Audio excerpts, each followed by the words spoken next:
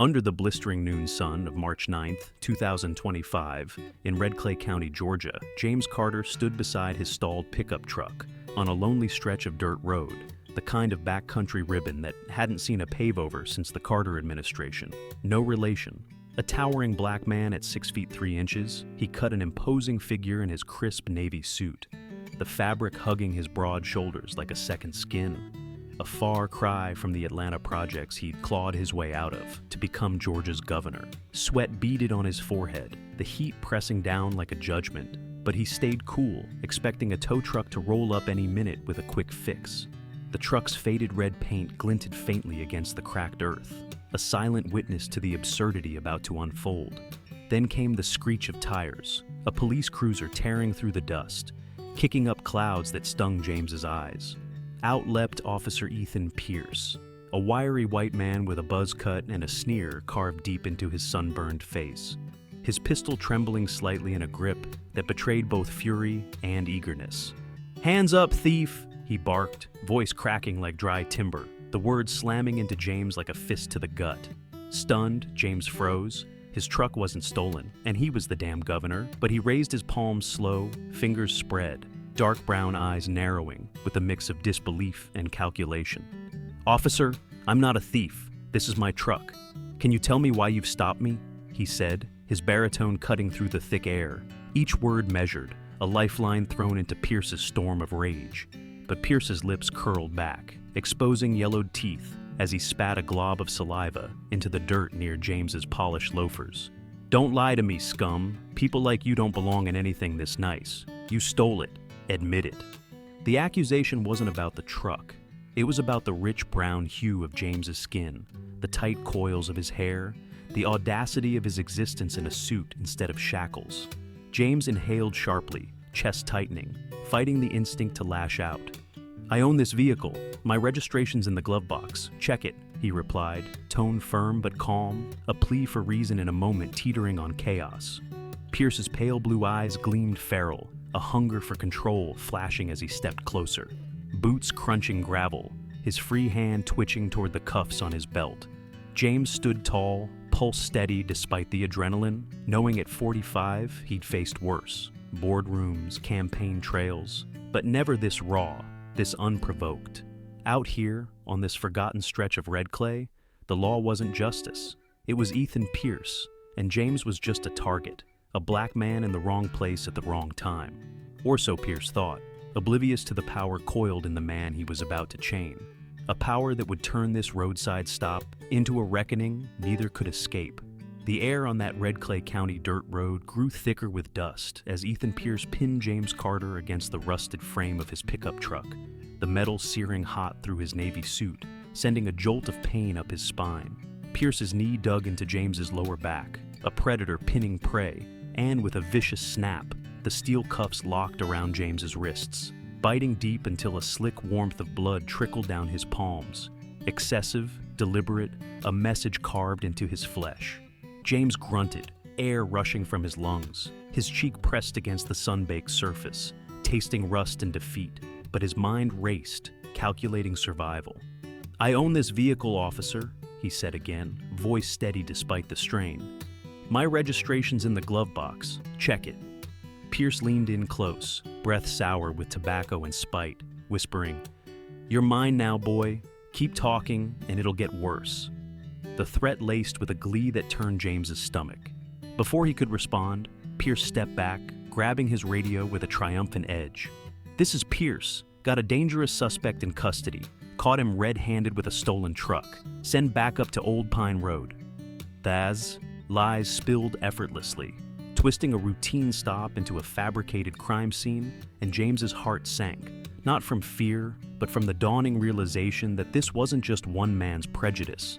It was a system ready to swallow him whole. Sirens wailed in the distance, growing louder, and soon 2 patrol cars roared into view, tires chewing the dirt, spitting pebbles like shrapnel. Out stepped Officers Mason and Reed, broad-shouldered white men with faces hardened by years of unchecked authority, their eyes glinting with amusement as Pierce swaggered toward them. "Caught this thug trying to play innocent. Put up a real fight," Pierce bragged, gesturing at James, who stood tall despite the ache in his wrists. Mason chuckled low. "Looks like you handled him good, Pierce," while Reed cracked his knuckles, adding, "Let's see how tough he really is." James met their stares, blood trickling from his split lip where Pierce had slapped him earlier, and said, "I'm Governor James Carter. This is a mistake." Pierce threw his head back and laughed, a harsh bark shattering the tension. "Governor, huh? What's next? You're the president?" Reed snorted, stepping closer, breath reeking of stale coffee. "Nice try, buddy, but you ain't fooling nobody." They yanked James's wallet from his pocket, flipping it open to reveal his state-issued ID, Georgia's seal gleaming under the sun. But Pierce scoffed, "Fake as hell," tossing it into the dirt. Mason smirked, probably bought it off some street hustler, as Reed ground his heel into the plastic, cracking it.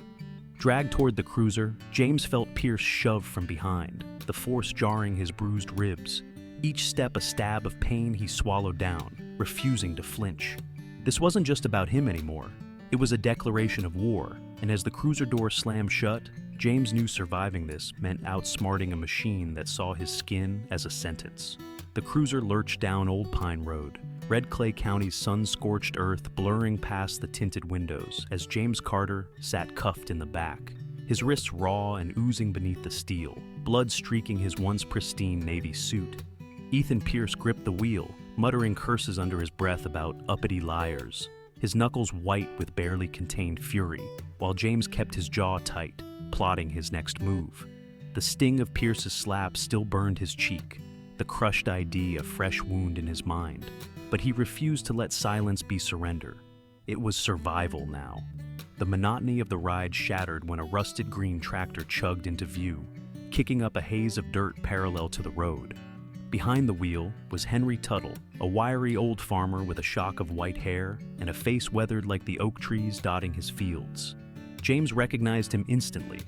2 summers ago, Henry had shaken his hand at a rally, rasping, "You're the real deal, Governor," his pale blue eyes alight with rare respect.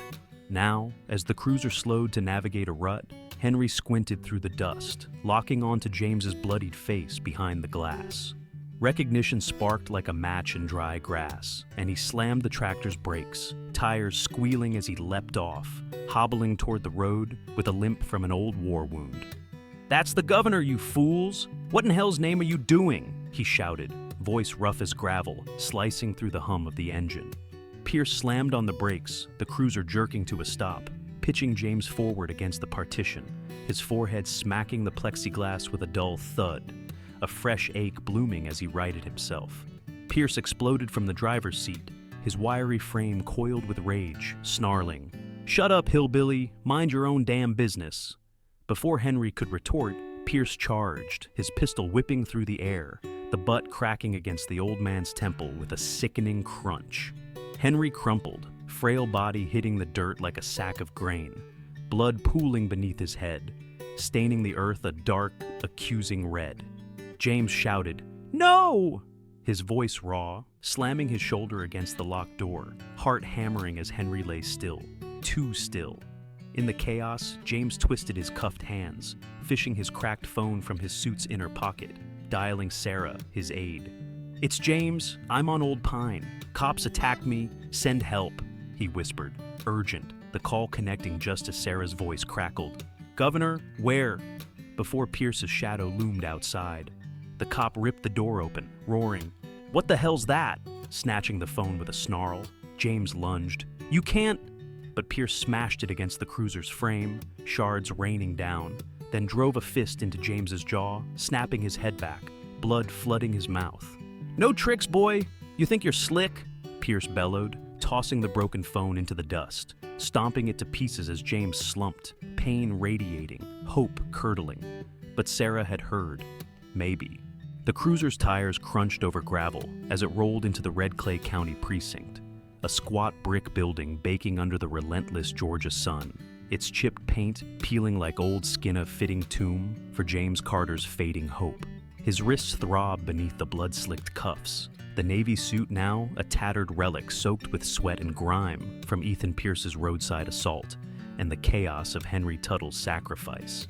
Pierce hauled him out with a rough yank, dragging him through the double doors into a fluorescent-lit hellhole that reeked of bleach and despair, the hum of a flickering ceiling fan mocking the stillness. James stumbled forward, jaw throbbing from Pierce's last punch, the taste of blood still bitter on his tongue from the smashed phone Sarah had heard something. He clung to that, but Pierce shoved him toward the booking desk, barking, "Got a live one here, Owen resisting arrest, assaulting an officer, grand theft." His voice was loud, performative, a twisted grin stretching his thin lips as he spun a tale so far from the truth it might have been a fever dream. Sergeant Owen, a hulking figure with a graying buzz cut and a face pocked with acne scars, leaned over the counter, watery green eyes sizing James up with a sneer, nodding approval as he scribbled on a clipboard. "Sounds about right. Pierce, let's get him processed," Owen drawled, tone flat, mechanical, like he'd danced this dance 1,000 times and loved every step. James steadied himself against the cool concrete wall, a fleeting relief against his burning skin, and spoke, voice hoarse but firm. "That's a lie. I'm Governor James Carter. I didn't resist or steal anything. Check my record." Owen didn't even glance up, just snorted. "Sure you are, and I'm the damn president," while Pierce chuckled, leaning in close, breath hot and sour. "We'll bury you, Governor, or not. No one's digging you out," he whispered, the threat sinking into James like lead. Owen waved him toward the fingerprint station, where two nameless grunts with buzz cuts and blank stares grabbed his arms, slamming his hands onto the ink pad so hard his knuckles cracked, pain shooting up his forearms like lightning. "Oops, slipped," one muttered with a smirk, smearing the ink unevenly, a deliberate botch to paint him uncooperative. James gritted his teeth, swallowing a grunt. Showing weakness here was blood in the water. Pierce hovered, arms crossed, savoring every flinch, every indignity, as Owen tossed him a greasy rag to wipe the ink. James dropped it, staring at the sergeant. "I'm entitled to a phone call, it's my right," he said, words sharp, clinging to a lifeline. Owen's sneer widened, jowls quivering as he leaned forward. "Rights don't apply to your kind, boy, not in my house." The dismissal, a brick wall slamming shut. Pierce clapped Owen on the shoulder. "Told you he's trouble, thinks he's special," then turned to James, voice dropping low. "Judge Hargrove's in tomorrow. He hates your people most of all." James's blood ran cold. Hargrove, a name from campaign whispers, a segregation relic who'd bragged about jailing black men to keep the streets clean. Locked in a gray booking room with a rusted chair, James sat, spine rigid, the thick file of lies piling up like a noose, wondering if Sarah's faint "Governor, where?" would reach beyond this fluorescent cage. The holding cell's dank air clung to James Carter like a shroud as he sat on the edge of a rusted cot, its springs groaning under his weight in the Redclay County precinct's gray-walled purgatory. Streaks of mold and desperate etchings from forgotten souls marked the walls, a grim gallery of despair, while his wrists remained caked with dried blood beneath the cuffs. The Navy suit now a shredded ghost of the man he'd been hours ago, Georgia's governor, reduced to a number. The dim bulb overhead buzzed faintly, casting jagged shadows across his swollen jaw. The pain a dull pulse he'd learned to endure after Ethan Pierce's booking room brutality and Sergeant Owen's sneering dismissal. Judge Hargrove's name echoed in his mind, a specter of hate poised to bury him. But James clung to the faint crackle of Sarah's voice from that smashed phone, a thread of hope in this flickering gloom. A soft shuffle broke the silence, boots scuffing concrete down the corridor, and James lifted his head, eyes narrowing as a young officer stepped into view. Lucas Jones, a wiry black man no older than 25, his uniform crisp but his face etched with unease, gripped a clipboard, deep brown eyes darting nervously. James seized the moment, leaning forward, voice low and urgent. "You know who I am, don't you? I'm Governor James Carter. They're framing me."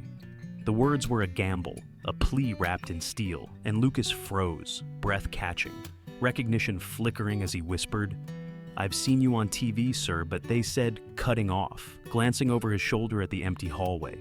"Check online, you'll see," James pressed, tone steady, a lifeline to a man teetering on the edge. Lucas hesitated, then pulled a phone from his pocket, fingers trembling as he tapped the screen, the glow illuminating his furrowed brow. Seconds later, his jaw slackened. "Holy hell, it's you, Governor Carter," voice barely audible, disbelief warring with duty. He stepped closer, the cold bars between them unyielding, whispering, "I'll get word out, I swear." A promise fragile as glass. James's chest swelled with a spark of relief. This kid, green and scared, might be his way through the wall, but the quiet stretched, seconds bleeding into minutes. The precinct's hum, a relentless drone. Then a roar shattered it. Pierce storming down the hall, boots slamming the floor like thunderclaps, dragging Lucas by the collar, his face bloodied, one eye swelling shut. James surged to his feet, the cot screeching against concrete, dread icing his veins as Pierce flung Lucas against the bars, the young officer's head cracking against steel with a wet thud. "Meddling little rat thought you'd play hero?" Pierce snarled, driving a fist into Lucas's stomach, doubling him over, a gasp escaping as he crumpled. James gripped the bars, shouting, "Stop! He's just a kid!" But Pierce spun, pale eyes blazing. "Shut your mouth, Governor! This is on you!" He kicked Lucas hard, ribs crunching under the blow. The rookie's groan echoing as he curled into a ball, blood dripping onto the grimy floor. James sank back, hands shaking not from fear, but rage because Lucas's broken heap was Henry Tuttle's blood in the dirt all over again. A sacrifice for seeing the truth. Dawn crept over Redclay County, its pale light seeping through the precinct's narrow windows as James Carter was yanked from his cell, the rusted cot still creaking in his wake. His wrists, raw and crusted with blood from the cuffs, throbbed with every jolt. His navy suit a shredded mockery of the governor he'd been before Ethan Pierce's wrath and Lucas Jones's broken sacrifice. Two burly officers hauled him down a corridor reeking of stale coffee and cigarette ash, their meaty hands bruising his arms, shoving him into a transport van where the metal floor iced his torn socks. Pierce loomed in the doorway, his wiry frame taut with glee, smirking, "Time to meet Hargrove, Governor. He's gonna love you." His voice a serrated edge that chilled James's spine. The van rattled over potholed roads, screeching to a halt outside the county courthouse, a crumbling relic of brick and mildew, its eaves whispering Confederate ghosts. Dragged up creaking steps into a courtroom, thick with the musk of old wood and older hate, James stood at the defendant's table, spine rigid despite the ache in every joint. Judge Hargrove presided, a gaunt, white-haired figure in a black robe that swallowed the light, his watery blue eyes glinting with malice over wire-rimmed glasses. Pierce took the stand, boots polished to a mocking sheen, swearing an oath he'd already broken, his voice oily as he spun lies. "Caught this aggressive black suspect resisting arrest, assaulted me, stole a truck off Old Pine Road." Hargrove smirked, a thin, venomous curve of his lips, nodding like he savored a fine wine, while James's public defender, Ellis, a scrawny young man with sweat-slicked hair and a trembling voice, fumbled papers, stammering, "Your Honor, my client claims he's Governor James Carter. There's been a mistake." Hargrove's gavel crashed down, a thunderclap silencing the room. "Enough nonsense, boy. I don't care what he claims." His growl a relic of plantation days. James locked eyes with him, unflinching, voice clear and steady. "I am the governor. Check the state records. This is a frame-up." Hargrove's face darkened, veins bulging in his neck as he leaned forward. "You'll speak when I tell you, not before." And Ellis shrank, muttering apologies instead of arguments. Pierce stepped down, winking at James, a predator smug in his den, when suddenly the courtroom doors burst open. Noah, a wiry reporter in a rumpled jacket, crashed in, camera flashing, voice piercing the stale air. "He's the governor! I've got proof! This is a scandal!"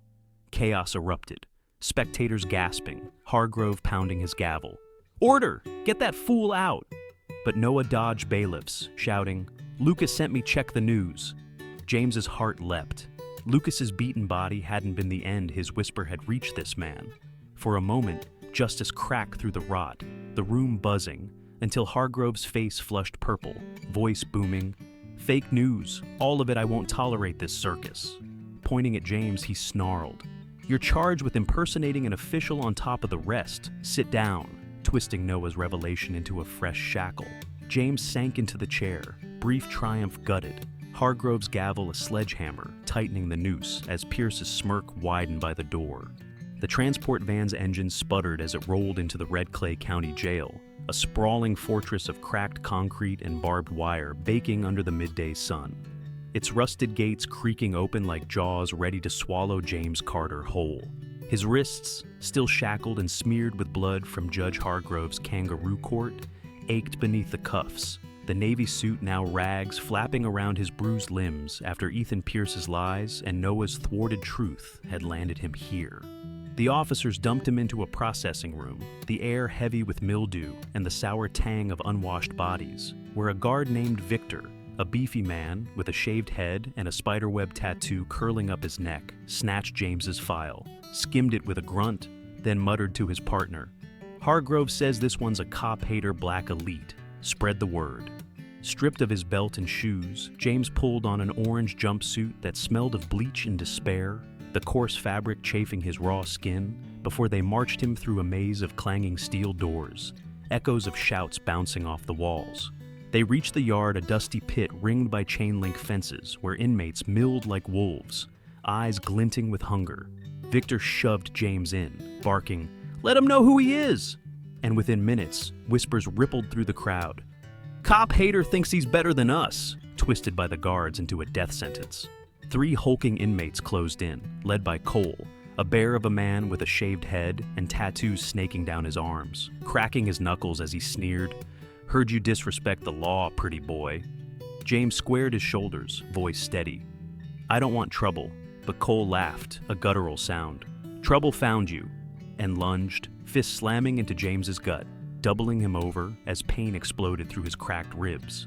The others joined one, kicking his knee, another driving an elbow into his spine, but James rolled, instinct kicking in, surging up to swing a wild fist that caught Cole square in the jaw, the crack of bone echoing as the big man stumbled, shock flashing in his piggy eyes. Pivoting, James ducked a punch from a wiry thug, driving his shoulder into the man's chest, sending him sprawling, then landed an uppercut on the third, splitting his lip, blood spraying. A murmur rippled through the yard, grudging respect, but Victor stepped in, taser drawn, lips curled in a snarl. "Disorderly conduct, huh?" Before James could brace himself, the prongs bit into his side, electricity searing through him, muscles locking as he collapsed, twitching in the dirt, pain a white-hot scream in his nerves. Victor dragged him to his feet, another guard cuffing him tighter, the metal slicing fresh wounds, and they hauled him across the yard, inmates parting in silence heavier than jeers. Dumped into solitary a concrete box no wider than 6 feet. Walls slick with damp, James slumped against the wall, ribs screaming, the taser's sting lingering like a brand as Pierce appeared at the slot, his wiry shadow taunting. "This is where you belong, Governor, no fancy suits, just you in the dark."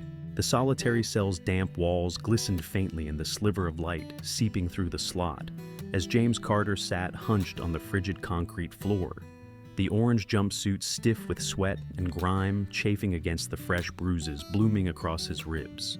The air in Redclay County Jail tasted of rust and hopelessness, a suffocating wait after the yard brawl where he'd cracked Cole's jaw, only to be tasered by Victor and taunted by Ethan Pierce through the slot. "This is where you belong." The taser's sting lingered like a brand, his breath shallow to ease the pain, each drip of water plinking into a puddle in the dark, a tick of time he couldn't afford to lose.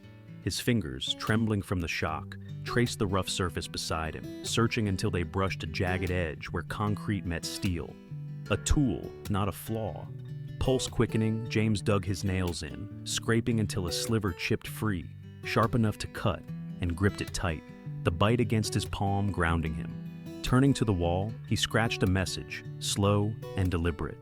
Governor James Carter, framed by Officer Ethan Pierce, Old Pine, help. The letters uneven but legible, a desperate flare in the void. Sweat beaded on his brow despite the chill as he finished, slumping back, chest heaving, the sliver a lifeline clutched in his hand. Hours crawled by, the drip his only clock, until a soft clink echoed a mop handle tapping the floor and a shadow passed the slot. Miss Clara, a hunched janitor with silver hair pulled tight under a cap, her face lined with quiet endurance. James surged forward, pressing his face to the bars, whispering, "Miss Clara, look at the wall, get this out," his voice a hoarse plea. She froze, rheumy eyes widening as she squinted at the scrawl, then at him. recognition flickering she'd cleaned the governor's mansion once, years back. "I know you, sir. I'll do it," she whispered, trembling but firm, slipping a rag over the words to memorize them before shuffling off, mop sloshing to mask her haste. James's heart pounded, hope flaring bright. Clara was his bridge, a crack in the jail's iron grip, but the dark stretched endless until a distant roar broke it, boots pounding, voices shouting. The cell door flew open, state troopers in navy jackets storming in, flashlights slicing the gloom, a tall one barking, "James Carter, we're getting you out." Staggering to his feet, ribs screaming, they uncuffed him, steel falling away like shed skin. Hustling him past guards frozen in shock, Victor's tattooed neck glistening with sweat, yelling, "What the hell's this?" But the troopers shoved through, radios crackling. Freedom loomed, sparked by Clara's courage and Noah's earlier flair, until Pierce burst from a side door, off-duty jeans stained with oil, darting close in the chaos to slip a baggie of white powder into James's jumpsuit pocket, shouting, "He's a dealer, search him!" The troopers faltered, one grabbing James's arm. "Hold up, what's this?" As another fished out the drugs, frowning, and James roared, "He planted that, check him!" Pierce smirked, stepping back. "Prove it, Governor." The trap snapping shut. The state trooper van rumbled through Redclay County's dust-lit streets, the sky bruising purple as James Carter sat in the back, the orange jumpsuit stiff with dried sweat. Ethan Pierce's planted baggie a phantom weight in his pocket. His ribs ached with every jolt. The sliver of hope carved into that solitary wall, thanks to Miss Clara, still burning in his chest, despite the jail's damp hell and Pierce's last dirty trick. The troopers up front muttered into their radios, static crackling with confusion from Victor's protests, pulling into the precinct lot where news vans swarmed like hornets, their lights slicing through the gloaming. James squinted as the doors flew open, cameras flashing, reporters shouting, "Governor Carter, what happened?" A chaotic tide Noah's courtroom flare had unleashed. The lead trooper, lean with a buzz cut, hauled him out, cuffs gone but wrists still raw, and James stood tall, blood crusted on his swollen lip from Pierce's jailhouse punch. "I've been framed, beaten, locked up for nothing. Ethan Pierce did this," he declared, voice cutting through the din, each word a hammer strike. The crowd hushed, lenses zooming as Clara's tip, scrawled in desperation, had reached Noah, blowing the story wide. A wiry figure in a sheriff's hat pushed through Sheriff Logan, sweat slicking his lined face under the media glare, barking, "We've got evidence cleared. Clara saw Pierce plant it. He's suspended." James seized the moment, turning to the cameras. "Take his badge, he doesn't deserve it. No one should endure this." His baritone steady, a clarion call. The crowd erupted, reporters scribbling, troopers exchanging glances as Logan nodded, peeling Pierce's badge from a file suspension official. Triumph surged sharp in James's chest. The jail's shadow lifted, Clara's quiet courage flipping the script. He climbed into a state car, a trooper with a tight nod driving, peeling out for a safe house 20 miles north, a pinewood cabin leaning back, ribs aching, thinking justice was breathing. Then a deafening crash shattered the calm metal, screeching as a pickup truck slammed the convoy's rear, the state car spinning, tires squealing on asphalt. James braced, head slamming the window, glass cracking as blood trickled down his temple. Through the haze, Pierce's voice roared, "You'll pay, Governor!" His silhouette wild behind the wheel, jeans streaked with grease, eyes manic. The trooper cursed, wrestling the wheel as the car fishtailed, scraping a guardrail in a shower of sparks. Pierce veered, clipping them again, metal buckling, but the trooper floored it, weaving through dusk's shadows. James shouted, "He's not stopping!" Heart pounding, blood smearing his vision. Freedom lasting mere hours before Pierce's rage arced back deadlier than cuffs, a vow of terror. "This ain't over," echoing as the truck faded into a side road, leaving the convoy limping, smoke curling from its grill. The safe house cabin crouched low in Redclay County's pine woods, its weathered planks silvered by moonlight as James Carter slumped on a sagging cot, the orange jumpsuit crusted with blood from Ethan Pierce's convoy crash, the gash on his temple throbbing under a hasty bandage. His ribs ached, a cage of fire with every breath. The media triumph Sheriff Logan stripping Pierce's badge, souring fast as Pierce's scream, "This ain't over," coiled in his gut like a serpent. A state trooper, Reese, paced the porch, radio spitting static into the pre-dawn stillness, the scent of sap and damp earth thick. But rest eluded. James Pierce's truck had vanished, yet the terror lingered. A distant rumble shattered the quiet, growing into a roar. Engines too many, too close, and Reese burst in. "Governor, we've got trouble," voice tight. James staggered up, pain lancing through him, peering out as pickup trucks and ATVs circled, headlights slashing the dark, spilling men in camo and denim, rifles glinting 10, maybe 12. A Molotov cocktail arced through the night, smashing against the cabin, flames licking up the wood with a hungry crackle. Reese drew his pistol, shoving James toward the rear, but another bottle exploded inside, smoke billowing, stinging his lungs as glass shattered. Crawling low, heat searing his skin, they burst into the yard, pines blazing, a ring of orange closing in. The militia cut them off, engines revving, herding them like cattle, and James stumbled, knee buckling, when Pierce emerged from the smoke, shotgun in hand, jeans blackened with soot, grinning feral. "Told you I'd make you pay," he snarled over the fire's roar, swinging the gun not at James, but at Jamal, a skinny local teen darting from the trees, wide-eyed, clutching a stick. Pierce pressed the barrel to Jamal's head. "Kneel, Governor, or he dies." Twisting James's insides as Jamal whimpered, James sank to his knees, dirt grinding into his jumpsuit, voice steady. "Let him go, this is between us." But Pierce laughed. "You don't call shots here." James feigned surrender, watching Pierce's trigger finger twitch, then lunged, slamming into his legs, knocking the shotgun skyward as it boomed, leaves shredding above. Jamal bolted into the smoke as James wrestled Pierce, wrenching the gun free, cracking it across his jaw, blood spraying. Troopers swarmed in, red and blue lights piercing the haze, scattering the militia, but a sniper's crack split the air, a bullet tearing through James's shoulder, dropping him flat in a white-hot explosion of pain, blood pooling fast. Pain jolted him awake in a sterile hospital room, legs numb below the waist, a doctor's clipped voice confirming, "The bullet hit your spine, you're paralyzed." Clara shuffled in, revealing, "You're my son," handing him files tying Pierce's dad to Hargrove's ring, as news blared Pierce's escape, vowing a white revolution.